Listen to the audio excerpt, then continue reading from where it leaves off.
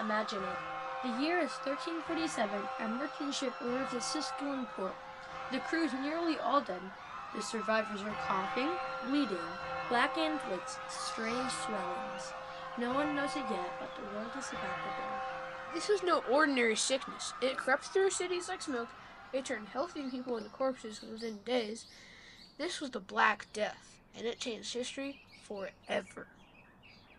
The Black Death was a pandemic caused by a bacterium known as Uranocystis pestis.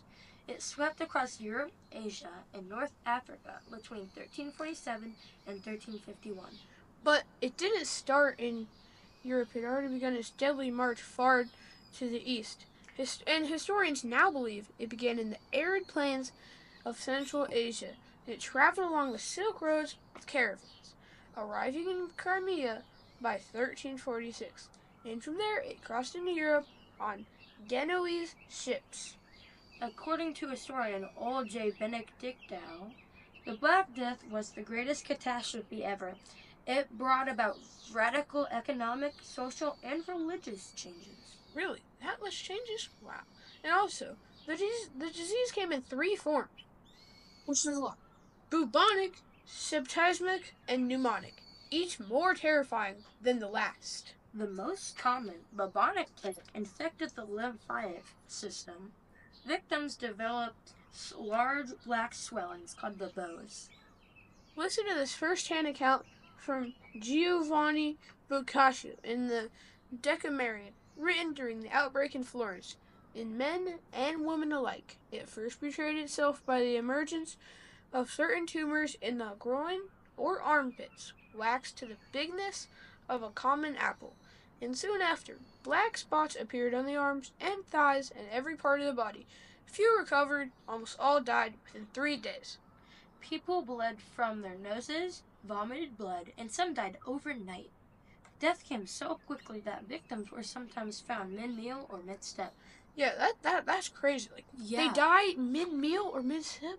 Yeah, that would be so weird. You're eating a bag of chips and then you all of a sudden, die. You just take a step and then, you just randomly fall down on the ground and just, die. That'd be crazy. So anyways, how did a disease move so quickly across 3 continents in the 1300s? Noah? To answer your question, Pierce, most scientists up to date believe that the main cause of the infection and the reason the first ship was infected was fleas. What do you mean, fleas? What were the animals that the fleas infected? At the time, most ships and cities were infested with rats and fleas, and scientists believed that the fleas were affecting the rats and moved them around. And then those fleas infected humans. They've also been the cause of many other human diseases. That's crazy. Rats infecting that much people? Yeah, and just think how many rats there are in the United States alone. Yeah. That would be enough to cause especially New York. Yeah, especially. Most scientists think that the rats were the ones who got the ship infected. The Mongol Empire had identified much of Asia, making trade easier and faster, and unknowingly making the disease spread faster too. One of the earliest outbreaks was during the siege of the city of Kathia. And here's something too wild to believe. Mongol armies catapulted plague-infected corpses over the city walls of Kaffa in 1346. It may have been one of the first cases of biological warfare.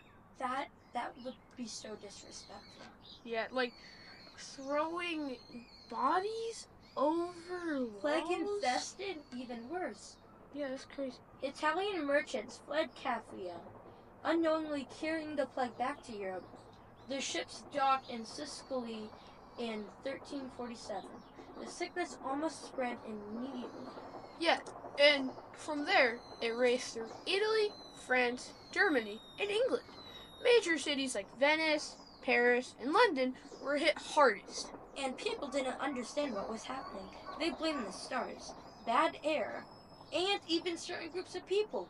Entire communities were accused and massacred. Yeah, that's how a lot of diseases are. They blame a bunch of different people for doing things that they didn't even do. Good thing that isn't how it is nowadays. Yeah, and also, here's another quote from Boccaccio. Charity was dead. Abandoned brother, fathers and mothers refused to see or attend their own children. Citizens avoided one another. Without science, medicine was powerless. People turned to superstition and religion. Some believed that the plague was God's punishment. And flagellants roamed from town to town to town to town to town, whipping themselves, hoping that suffering would end their curse. Others locked themselves indoors or fled to the countrysides. Doctors wore bizarre bird beak masks filled with herbs. These masks were an early attempt at air filtration, but they didn't work. Yeah, and if you've ever seen one in real life, they look pretty creepy. And they look like the plague doctor. Yeah, it is the plague doctor. Okay, my bad. Yeah, they look like the plague doctor. Yeah, it's really creepy. Also, plague pits became common. Mass graves filled with bodies. In some towns, there weren't even enough people left alive to bury the dead. That's a lot of people, if you ask me. Venice, a groundbreaking move, invented the idea of quarantine from the Italian quarantine, meaning 40 days. Ships had to wait offshore before passengers could enter the city. And the death toll was really large. Europe alone may have lost 25 to 50 million people. Some towns lost 70 to 90% of their population, Wow. which is a ton of people. Like, Yes. 90% of an entire city is a lot. Like, even if it was like 90% of Baltimore, that'd still be a lot of people. And 25 to 50 million people, that's a ton of people. Yeah, that is. Entire villages disappeared. Fields went untilted. Trade routes collapsed. The population wouldn't recover for over a century. Yeah, but the Black Death also brought change.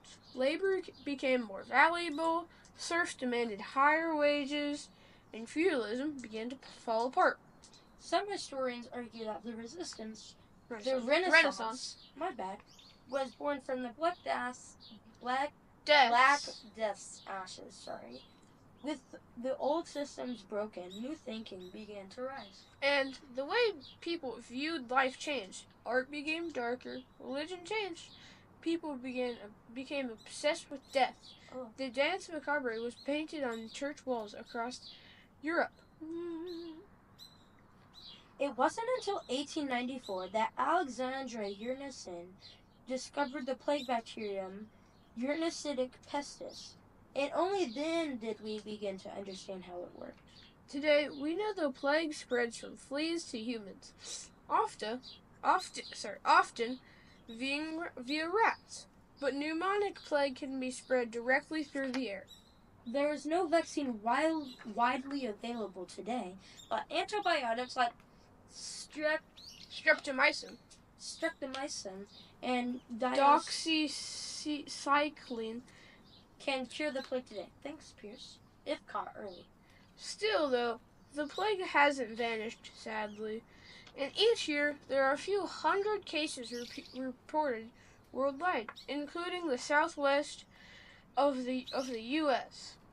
So, Pierce, why do we still talk about the Black Death? Was it because it was just more than a plague? Was it a turning point? No, it was actually because it showed how fast disease can spread in a connected world. It showed how panic, misinformation, and fear can be just as dangerous as the sickness. And it showed the power of science. Without understanding germs, people were helpless with it. Nowadays, we have control. As we face modern pandemics, we remember the past and the mistakes and the bravery and the stories.